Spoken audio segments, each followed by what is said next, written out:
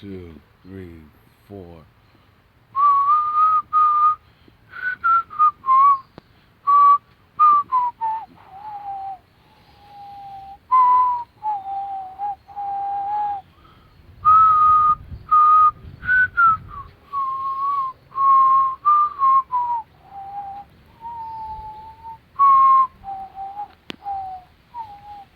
Yeah. Looks like the sky's about to open up. It's gonna open up, so we gotta get it going. We gotta get it going. Anyway, I know it's early. Hey, Ryan, my brother from a different mother. Yeah. So anyway, guys. Hey, what's up, my man Steve? Anyway, actually, me and my buddy New Jersey Customs, we were talking about this a couple months back, and I kind of want to stress it again. If you have these air filters, guys, in your mowers, Kawasaki, the Kohlers, even the Briggs, I guess, make sure you have these pre-filters on. All right, some dealers say, "Oh, don't use a pre-filter; it's no good." They have all these different reasons. It actually does more damage, blah, blah, blah. But I've been running this now. Like I said, I got like 44 hours on the Skag here. Now, look at this pre-filter. I just really, really cleaned it up the best I could. And this is still what it looks like. But look at this air filter. Almost brand new. So what I do, guys, is I'll run this pre-filter on here not much longer, probably another 10 to 15 hours, and then I'll just go put this in straight. Then we're just going to take because that's to the point where this gets really bad. There's no point leaving it on, and then I'll try to run another 50 hours out of it just with that bare balls here. We're talking bare balls. So it's a good way to get 100 hours out of your air filter. Run a pre-filter on it. And you could probably get even more than that. Like I said, I'll probably get 125 out of this. Maybe even 150 out of this air filter. As long as you kind of keep it clean every, now and then. Try to clean out your filter. But so I want to stress that. These pre-filters do a lot of good. Anyway, yeah, also, if you remember the oil change here, it's got the Kohler official oil filter on there. But when I bought the Skag, it had one of like the Pro filters on here, so it was a little bit bigger. This was smaller. I still might have it over there, but I'm not going to get it.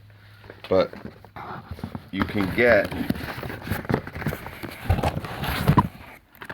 the Pro filter. Oh, sorry. So, and this filter's fine, guys. It's just the one that came with the Skag is a little bit longer. A little bit, I think it's called like the Pro Filter S. But you can get a 3-pack, and I'll put the link below. I actually have it under my oil change video. So these are the big ones.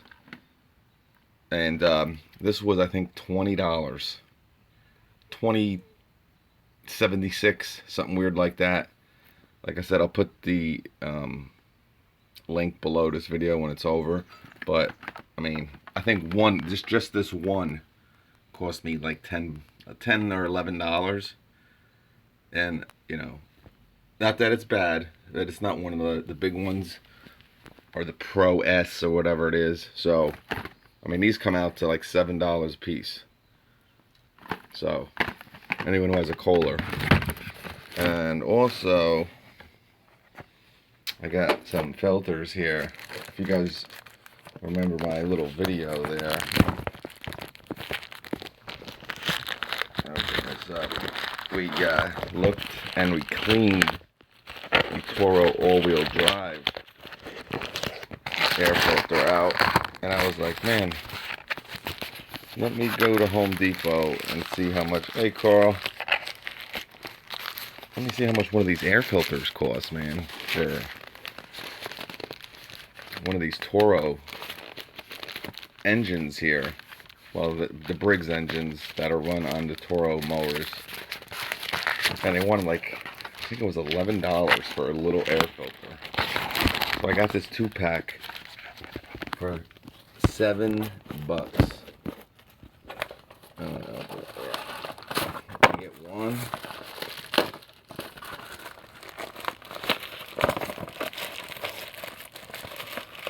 Jesus. Man, this thing's like opening up. Come on! Come on! Oh, Jesus. Alright, sorry guys. Yep, so you get two. I think it was like $6.49 or $7.49, bro. Let me open one of these. Things like Fort freaking Knox here, man. Bammo. And they look exactly, I don't know. I mean, these things are identical. So, whammo. Ended up being like $3.50. My next live vid, maybe you'll see me insert it. You'll see me insert this. I'm gonna insert it in. So, yeah, that's about it, boys. I figured. Oh yeah, and actually I got one more thing. Yeah, so you guys know I'm using this thing. I mean, I'm using this a lot now, guys. I mean, I'm using this Milwaukee string trimmer. I'm probably like 80% of the time now. I absolutely love it.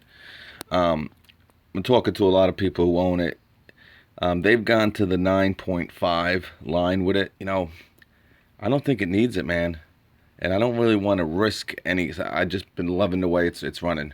You know, I have the other trimmers that I run 0.95 line on. And I want to keep a good thing going. It does everything I ask it to. It's light. You know, I like the speed. I'm worried about if I put bigger line on, it's gonna affect the speed of the RPMs and the speed head speed. So what I did, and you can buy Milwaukee, and I'm really impressed with this Milwaukee line. I think a couple other people are happy with it as well. Yeah, I should have opened all this crap before I did this. Sorry about this. Let me see.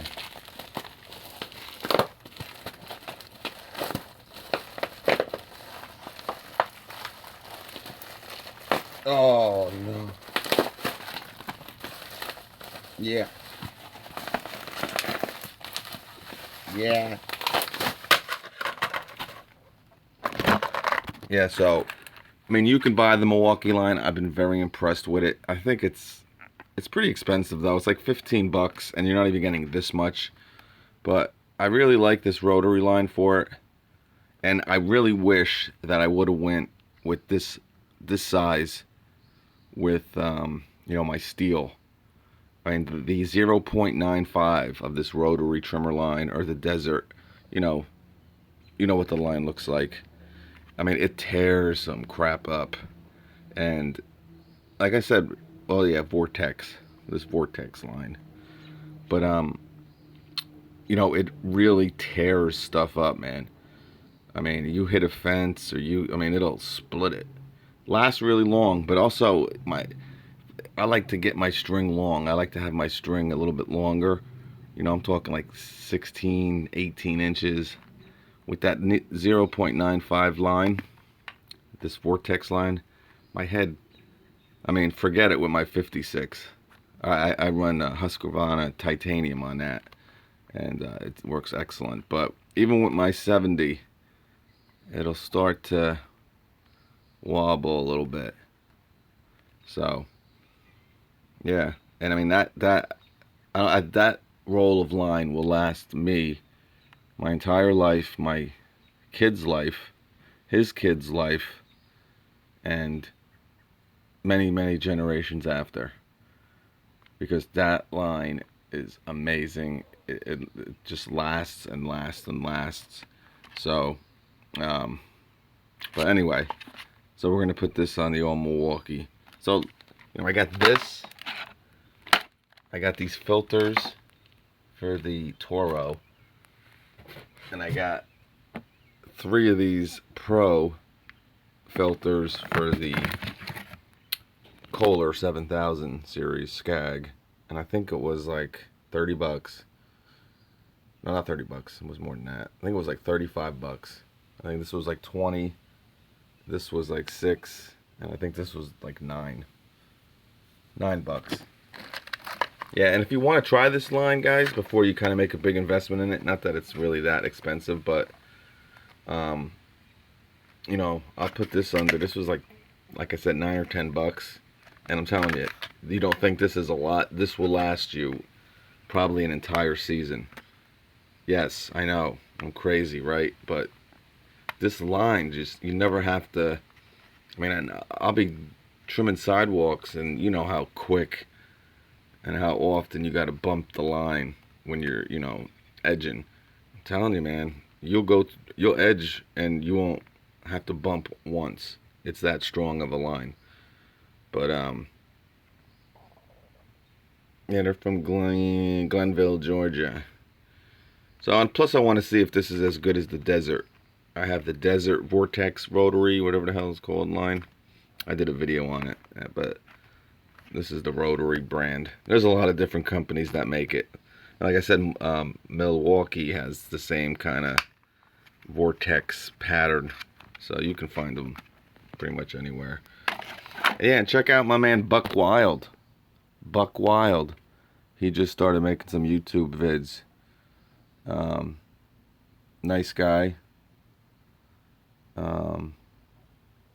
Mike Zavitz. Hey, good morning, buddy. I buy my filters from Napa. They have a filter sale in the spring. Yeah, Mike, they do. And they also have a oil sale.